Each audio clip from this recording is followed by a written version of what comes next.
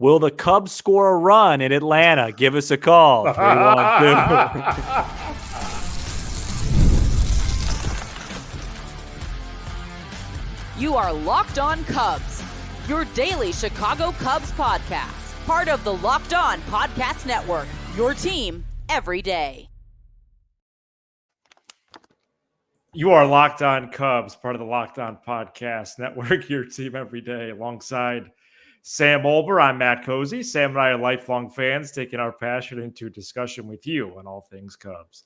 Thank you for being part of the show and making us your first listen today. The best way you can help us grow the show is to listen every day. Like the video and comment anything below. And I do get a chuckle when listeners do just comment literally the word anything. And perhaps this episode, that's going to be most appropriate to help us out. Not too much to say. Today's episode is presented by eBay Motors. From brakes to exhaust kits and beyond, eBay Motors has over 122 million parts to keep your car alive with all the parts you need at the prices you want. It's easy to bring home that big win. Keep your car alive at ebaymotors.com. Eligible items only. Exclusions apply. eBay guaranteed fit, only available to U.S. customers. Cubs get shut out by the Braves for a second straight night, this time 7-0 on Tuesday, following a 2-0 loss Monday. Sam, 2 down, 1 to go in Atlanta, but this series is developing into actually not that much of a surprise after all.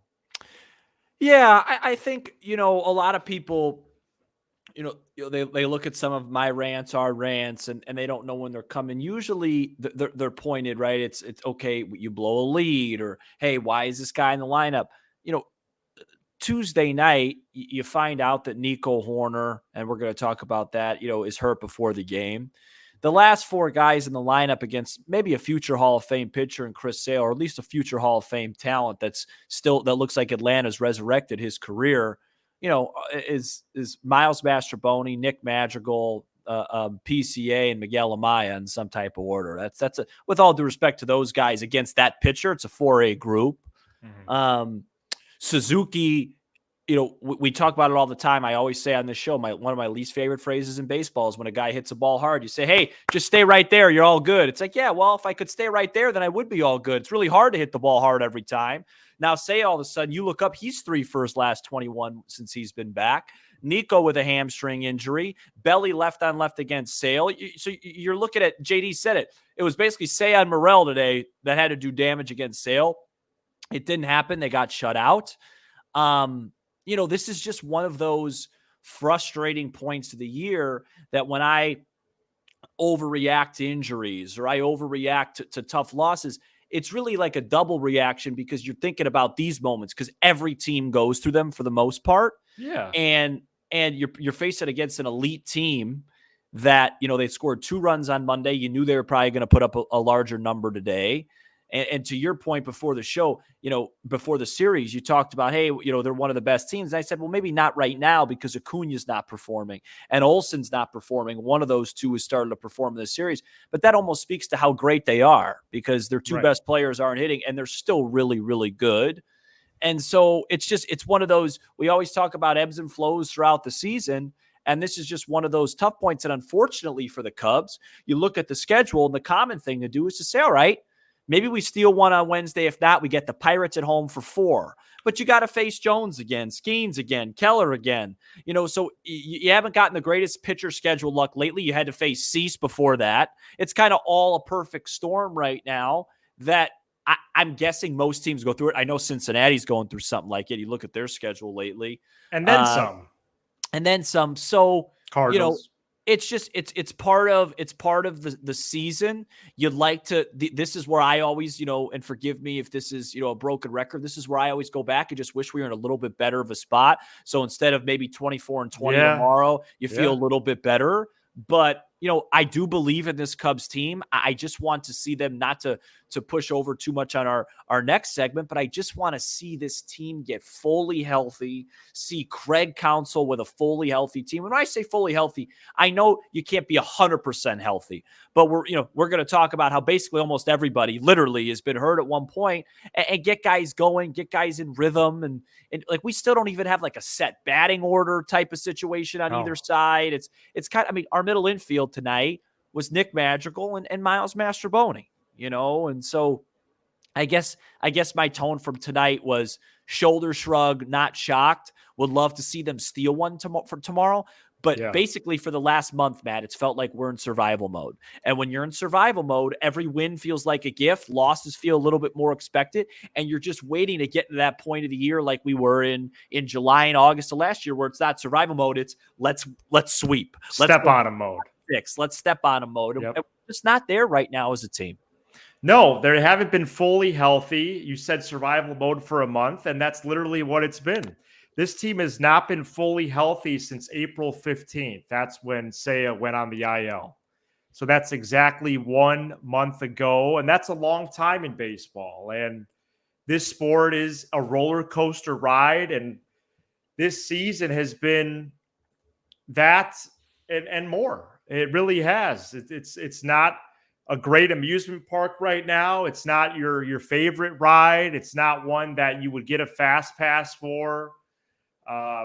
It's really has been up and down, up and down. This player returns, this player leaves, this player has a tight this player has that. And it's when that comes more into focus, you do get a little discouraged. You zoom out, you say, okay, they have pocketed the 24 W's. Right. But, then there's also the element, if you really do want to get the magnifying glass out, at the Alzolay games and whatever else you want to bring up. So sure. The offense is hitting just over 200 since April 27th. During that span, they're averaging 3.2 runs per game.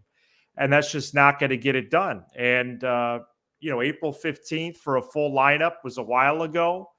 We're going to repeat it later in the show. But from the opening day roster, Sam, 12 of the 26 opening day rostered players have missed time due to injury. And that doesn't include Tyone and Wisdom, who both opened the season actually on the injured list.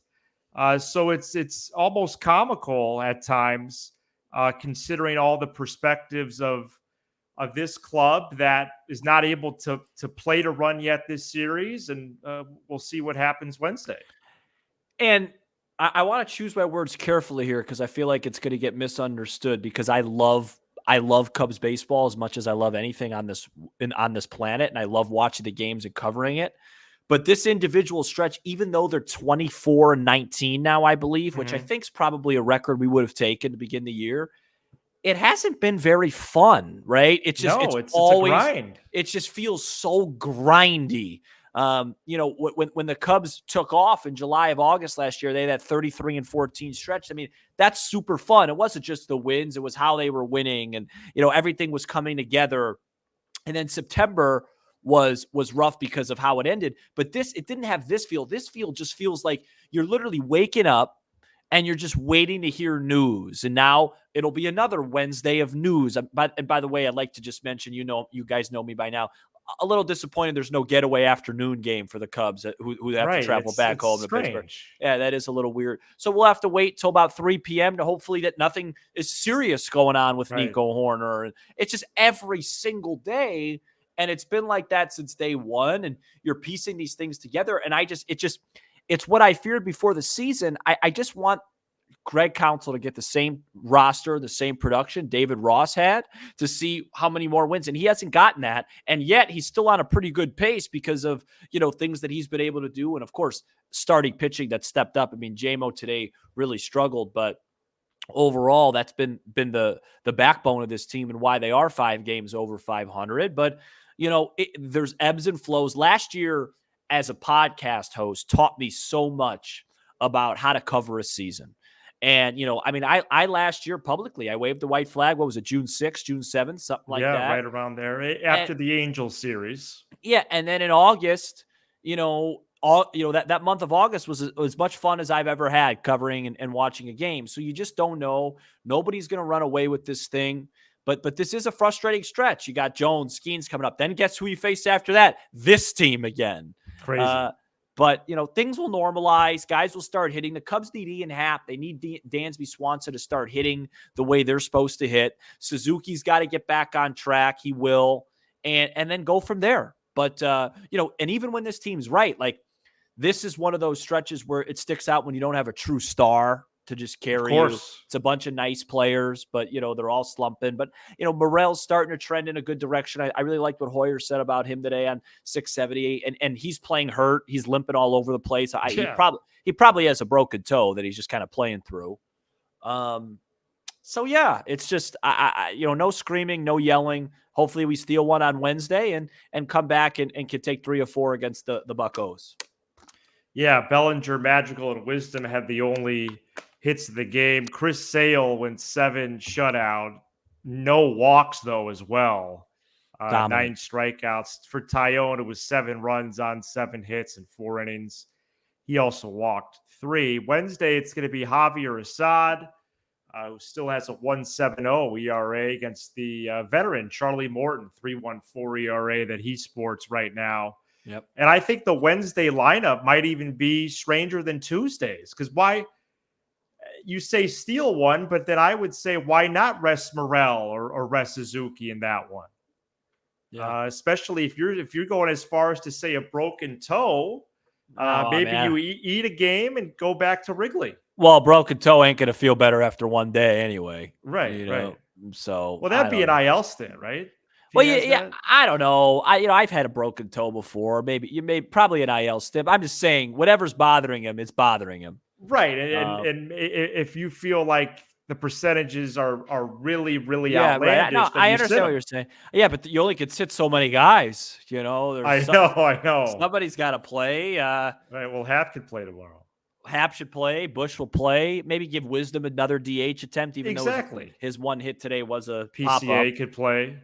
Yeah, no, sure. They got guys to play. It's the professionals. So, right. But maybe put Yan Gomes at first or something. Well, the Gomes thing is, we talked about that yesterday. Well, why did he start against Sale? Yeah, and by the way, he actually had decent numbers against Sale. I almost think. Do you think there's like an issue between those two guys? I don't know. I mean, don't get me wrong. Yan Gomes hasn't been great, but at worst, it should be neither guy has won this job. An issue between Gomes and Counsell? I'm kidding. I'm joking. I'm just saying it's just crazy that like Amaya's like the full-time catcher and he's just it's uncompetitive AB after uncompetitive AB.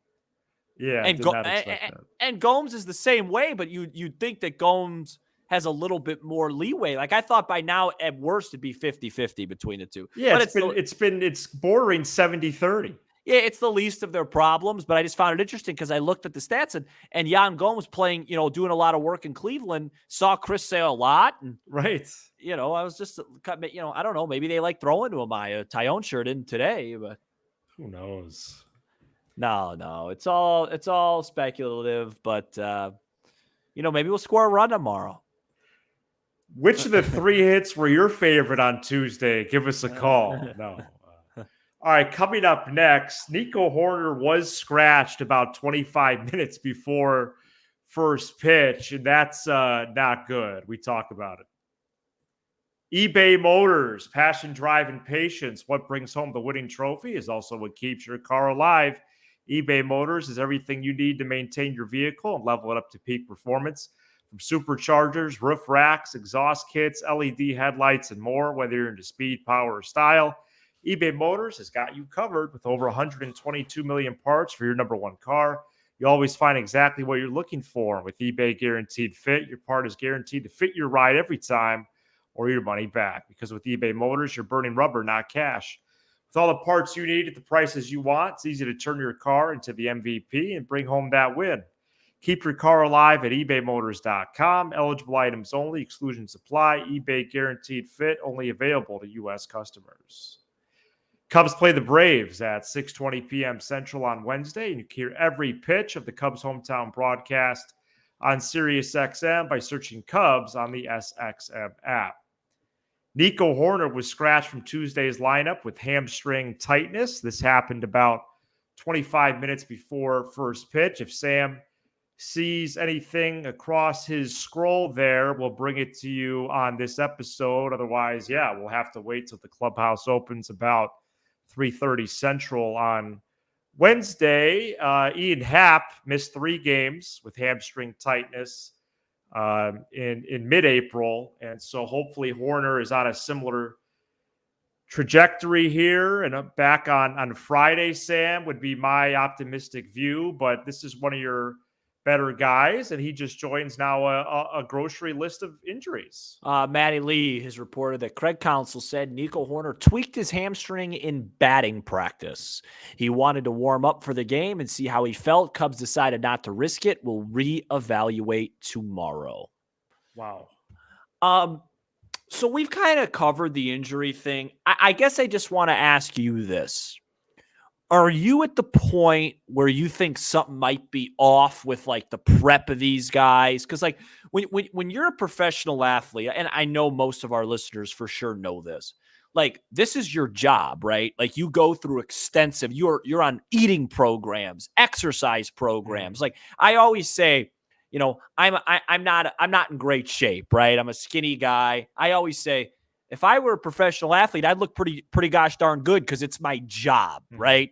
You wake up, and do you just feel like we're at the point now where most regular guys, to me, like I'm trying to think of guys who haven't had injury scares. Bush comes to mind, Neris comes to mind, Leiter and Catchers. Assad, yeah, the catchers, right? Imanaga. Are you at the Imanaga? Are you at the point now where you're like, are you a little concerned about what the Cubs are doing internally, or is this is this just a fluke? Okay, you are. No, I'm concerned, and I'm beginning to wonder if they hired some of the Bulls training staff. Quite frankly, it's really bad. You talk about prep, and you just got that report from Matty Lee out of the post game. What is how do you get hamstring? How does that happen? I don't know what's even involved with that. The same way Jameson Taillon gets back tightness during his side sessions. I don't know. It's bizarre. I went for a nice Of course I'm concerned. I went for a nice brisk jog this morning outdoors. Didn't really stretch much, and you know, I feel fine. So but okay, so your starting shortstop is on the IL. Mm-hmm. The backup shortstop can't play now. Yep. What do you even expect? You said it. Mastro and Madrigal were the double play combination on Tuesday. You know, now the lineup we were talking about, treading water, survival mode without Bellinger, Suzuki. You have some poor performances in there. And of course you got the first 2 guys back, but you know, now you're talking about defense as well. You know, your 2 best defenders around. It's crazy. Luis Vasquez has to be on a plane to Atlanta.